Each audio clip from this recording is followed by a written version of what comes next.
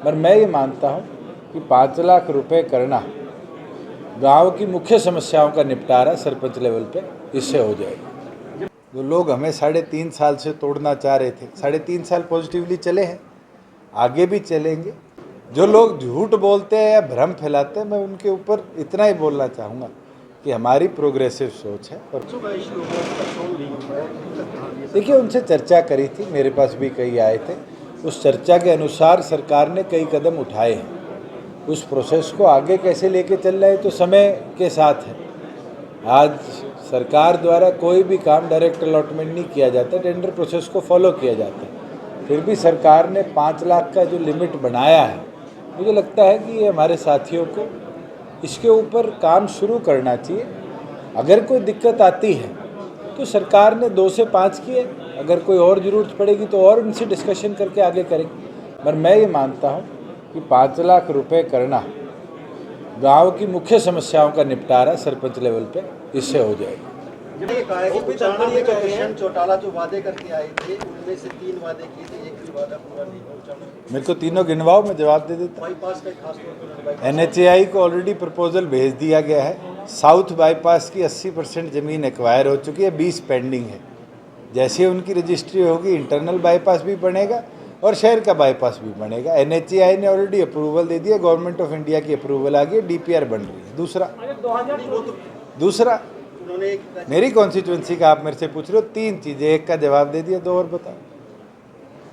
जो लोग झूठ बोलते हैं या भ्रम फैलाते हैं, मैं उनके ऊपर इतना ही बोलना चाहूँगा कि हमारी प्रोग्रेसिव सोच है। और प्रोग्रेसिव सोच के साथ ही, चाहे वहाँ पानी की समस्या थी, उसका निपटारा कराने के लिए भी अब 150 करोड़ का प्रोजेक्ट फाइनल कर दिया गया। जो खेती के पानी की थी, लगभग 57 करोड़ से सारी माइनर रिपेयर हो चुकी हैं। आज उचारना जाओ, उनके टाइम पे जो सड़कों के हालात थे और आज है, वो कंपेयर कर लो। ये बोलना भी मैं झूठा हूँ, मैं तो फैक्चुअली बता सकता हूँ। और फैक्चुअली ये चीज़ है कि हमने केवल मात्र एक कॉन्स्टिट्यूंसी नहीं, प्रदेश को, आपका मैम है, 180 करोड़ की सड़कें तो हमने मैम में बनाई है। और जहाँ मेरे ख्याल से डिप्टी कमिश्नर नंबर्स में आपको ज़्यादा बेहतर बता पाएंगे, जहाँ पानी खड़ा होता था, जिसका इलाज पिछले 30 सालों से कोई नहीं कर पाया, उसके लिए भी इस बार की फ्लड एंड ड्रॉट में करोड़ों रुपए हमने बोर्ड से मंजूरी दी है कि वहाँ पानी की निकासी हो, जिससे किसान के खेत में बिजाई दोबारा हो। चाहे वो पुट्ठी के साथ नारनौंद के समैण लगता हो, वहाँ पर भी अगले साल हम किसान की भूमि जो है उसको कृषि योग्य बनाने का। 2024 के चुनाव को लेकर योगी धनखड़ ये कह रहे हैं कि हम 10 सीटों की तैयारी कर रहे हैं। आप क्या मानते हैं लोकसभा चुनाव हम भी 10 की तैयारी करें? गठबंधन के अंदर तो जो सीटें जिसको मिलेगी वो तो बाद में उनकी सेटलमेंट होगी।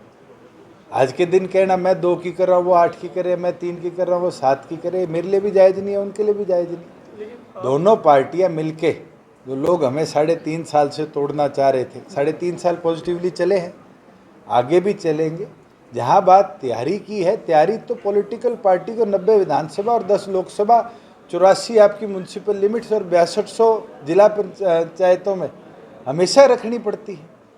आपका कैडर तो जब ही साथ मजबूती से रहेगा ना, जब आप हर जगह तैयारी करोगे। ने कहा कि विधानसभा में कोई निर्णय नहीं निकला, कोई निष्कर्ष नहीं निकला किसी भी समस्या में। मैं ना टिप्पणी करूं बेटर। तो आपकी पार्टी के जो नेता देव जी का ध्यान आ रहा है बार-बार, तो कैसे संगठन कब स्टार्ट हो जाएगा, तो प्रोसेस कब स्टार्ट? ऑलरेडी डिप्टी कमिश्नर के पास परसों चिट्ठी आ चुकी है, विधानसभा की सेशन की ब्रीफिंग के बाद ऑलरेडी शुरू हो चुका है। क्योंकि कल ओलावृष्टि और हुई है, बारिश और हुई है। जैसे ही इनकी रिपोर्ट्स बनेगी, सरकार इनके कॉम्पनसेशन का जो पैसा बनता है दे देंगी। खास तौर पर पहले सिरसा ज़िले में नील रिपोर्ट आई थी। सिरसा ज़िले में कल भारी, रतिया हल्के में और अन्य क्षेत्र के अंदर डवाली के भी बहुत ज़्यादा ओलावृष्टि हुई है। उसके लिए भी सिरसा DC को हमने डायरेक्शन दे दी। जो राजस्थान के झुंझुनू के लगता हुआ 7 का ज़िला था हमारा, महेंद्रगढ़ का एरिया और भिवानी का एरिया, वहाँ भी बहुत ज़्यादा ओलावृष्टि हुई है। उनके लिए भी डिप्टी कमिश्नर को दोबारा हिदायत दे दी गई है कि इस ओलावृष्टि और बारिश को भी अपनी रिपोर्ट में शामिल कर सकते हैं। सर, जिस तरह से पंजाब में खालिस्तान एक बार फिर पनप रहा है, क्या आप मानते हैं पंजाब सरकार और गृह मैं ये बोल सकता हूँ कि कुछ लोगों की सोच हो सकती है देश की व्यवस्था को बिगाड़ना। आम पंजाब के नागरिक के, हरियाणा के नागरिक की यही सोच है कि हिंदुस्तान इसी तरह खुशहाल रहे, आगे बढ़े, और मुझे लगता है हमने मिलकर इस प्रोसेस को आगे लेकर जाना है पॉजिटिव सोच के। पंजाब गृह मंत्रालय का फेलियर है सर ये? मैं ये मानता हूँ कि दोनों एजेंसीज ने जो अब कार्रवाई करी है अच्छी है, टाइमली है, क्योंकि ये व्यवस्था और बिगड़ती उससे पहले कार्रवाई करी। Sir last